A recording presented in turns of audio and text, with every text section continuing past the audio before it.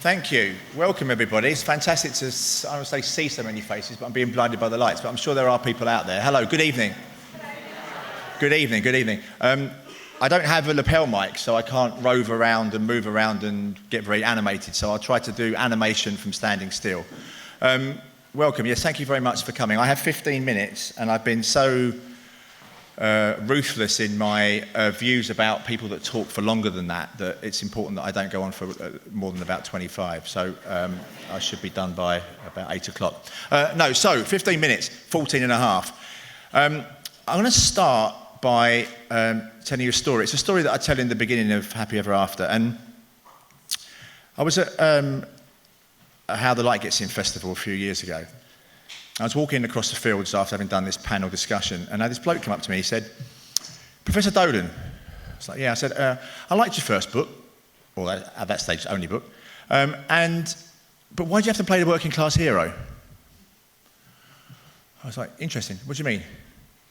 I was dressed as a chimney sweep singing Chim Chimney Chim Chiroo, but I had no idea what he meant. He said, I said, "What do you mean?" He said, "Well, look at you in your book and doing it now." And he pointed me up and down. I was like, "That's interesting." And he said, actually, it turned out that really what happened was that in the panel discussion, I said fuck twice as a means of emphasis, which, by the way, was made even more a heinous crime because there were women on the panel. Women, you know, those really fragile creatures that kind of explode at the use of an expletive.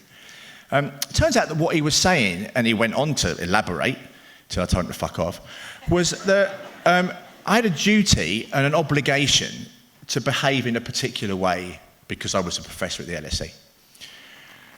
Not only to behave in a particular way while I'm in work, but it turns out when I'm out of work too. When I said in Happiness by Design that I don't read novels, my God, could you imagine? I mean, that was literally like the most. I actually said that at the Hay Festival, which is probably not the best place to say it, but it was literally the most heinous thing I could ever have said. There are many things that are worse that probably wouldn't have been seen as worse by those audiences. So not only am I expected to behave in a particular way in work, I'm expected to engage in leisure activities out of work that conform with a particular stereotype of what a professor at the LSE does. I also did bodybuilding. I just now weight train, but that again, bodybuilding professors. That's like, well, actually, if you go to a bodybuilding comp, you do not see middle class people. There's not a single middle class person at one. It's like rocking all shit. You just do not see it. And it just made me think, well, why is it that there's these obligations and duties to behave in particular ways consistent with narratives that people tell us about how our lives should play out? And there are lots of reasons why that might be so, but what I wanted to explore was what impact these social narratives have on people's lives. And so that's what Happy Ever After is about, is escaping the myth of the perfect life. And what I do is I try to sort of explore not the etiology of these narratives, because that would be a book in itself, but the consequences of them. Not what causes them, but the consequences of them. And so I've got basically 9 social narratives under 3 parts, 3 in each of parts. Reaching, related, and responsible. Now, bless you. The reaching narratives are actually the ones that you'll probably be most familiar with. They're ones about essentially that we should seek wealth, success, and education, no matter how much of those things we have already. It becomes like an addiction, that you can never have too much money, never be too successful, and you can't be too clever. And the evidence tells us that a little bit of those things are good for us, but too much can be harmful. The second set of narratives, which that's kind of, people kind of buy into that, I think, to some large extent now, so I'm not going to spend much time talking about those. The second set of narratives around related, how we relate to other people. We ought to be married, monogamous, and have children. You're not a fully fledged grown-up until you've ticked those things off the list. And actually, the evidence is pretty compelling that those narratives don't work for many people much of the time. Men benefit from marriage quite significantly. They stop acting like idiots and calm down a bit and die a little bit later than they might otherwise if they didn't get married. The longest living population subgroups are women that have never married and never had children. But bless them, maybe one day they'll meet the right guy and that'll all change. Actually, they're doing fucking perfectly well. So just leave them alone. And the idea is just leave people alone. Let's just get on with living lives that are consistent with what makes us happy. And the world's going to keep on turning. And don't judge ourselves and other people too harshly when they don't act in ways consistent with the stories. So the third bit then, which is what I want to spend most of my time. How am I doing for time? 5 minutes or so? About another 10? About another 10? Brilliant. That's exactly where I want it to be. So, could I have some water, actually, please?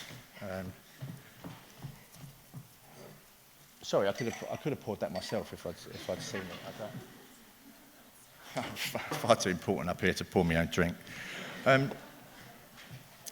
So, I want to talk about the third set of narratives, responsibility, that we have a duty to act in particular ways based upon what society, historical accident, our parents and evolutionary advantage say we should act according to.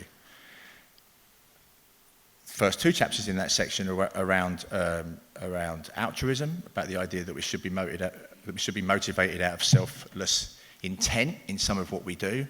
And maybe I'll just quickly tell you about David Beckham. You've all heard of David Beckham, by the way, have you? I guess, yeah. So David Beckham does a lot of work for UNICEF.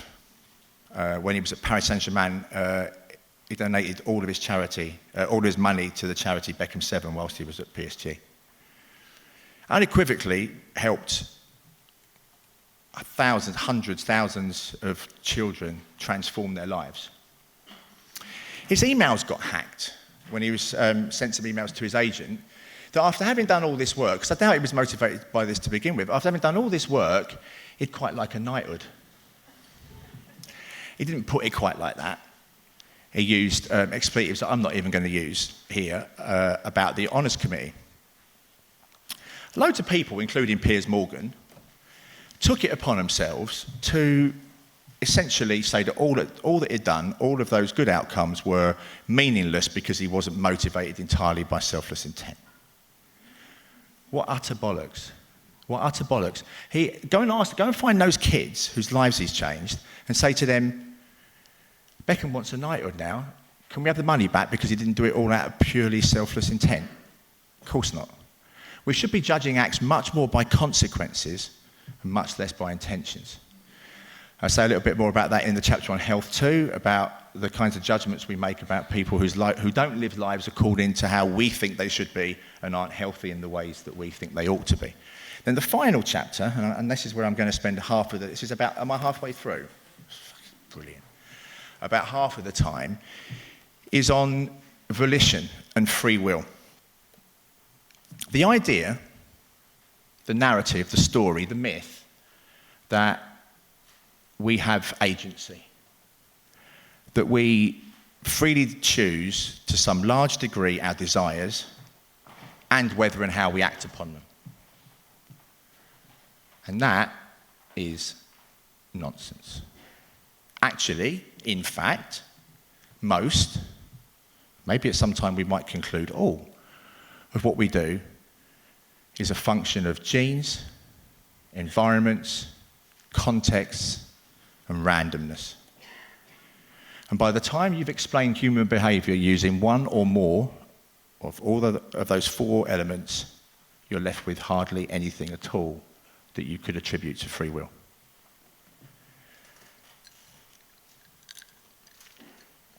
So, let's do genes. I'll put some ice in your mouth now. This is such a slick presentation, I'll tell you.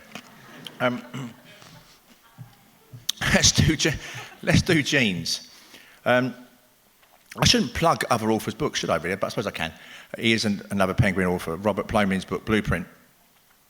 About 50% of the variance in educational attainment is explained by genes. About 20% explained by schools. The obsession parents have with sending their kids to the right schools do very little. Their genes do most of it. Environments. Your likelihood, if you come from a family in the lowest decile of income, of making it into the top decile of income, is about the same chances as of a boy being born to a dad who's 5'6", turning out to be 6'1". It can happen, but it's fucking unlikely. Thirdly, context. So that's genes, environments, context. Our behaviour, the brain is inherently lazy and wants to create shortcuts and habit loops to help make life easier for itself. It takes cues from the environment about how to behave. Your likelihood of being honest is in large part determined by how bright the lights are. And I could go into details about that, but let's just move on. Context drive so much of our behaviour. And then randomness. Let me deal with this really important story. Anyone who's been successful, or actually hasn't, should appreciate that most of what has happened to them has been the result of randomness. Do you know, in the early literature on leadership and success, people looked at successful people and they looked at what made them different from unsuccessful people. And they're tenacious and they don't listen to advice and they go their own way and they know their own mind. Unsuccessful people share exactly the same characteristics. When people thought to do the research on unsuccessful people, because they're not as interested, are they? They share exactly the same traits. The only thing that makes a successful person different from an unsuccessful person is luck. But luck is a fucking horrible story. We hate luck as an explanation for what happens to us. It has no agency, it has no control. We love to tell stories that cohere and make sense, that join up. But luck drives the coach and horses through that. People even attribute effort and talent and hard work to things that are just obviously random. So in an experiment where people are asked to play Monopoly, and they're randomly assigned the cards at the beginning of the game. So I get all the good cards. I get the Park Lanes and the Mayfairs and all the money, and you get the Elephant and Castles and whatever. And then we play the Monopoly game. Lo and behold, I win. Then immediately after, and I knew that I was lucky to begin with at the start of the game, but lo and behold, at the end of the game, I'm now telling you a really good story about how that was all to do with knowing when to put the houses on the right places and the hotels, and that was all a talent thing. Right? So, but actually, this is where I'm going to reach a really interesting puzzle, I suppose, really, because deluding yourself about your talents and your effort and explaining away randomness is actually quite good for us. To believe we have autonomy, agency, and control is actually good. Lots of data show that to be consistent, both in normal environments. In extreme examples, those that survived the Nazi concentration camps had little bits of their life that they had some control and order over. So believing that you have some control and agency is really good for you personally. But in contrast, when we judge other people, it's a really bad thing, because what it leads us to do is to severely punish people who are unsuccessful and disproportionately reward those that are successful. We say, it's a really interesting, so basically that equation of, success or otherwise is talent plus, how long? 2 minutes.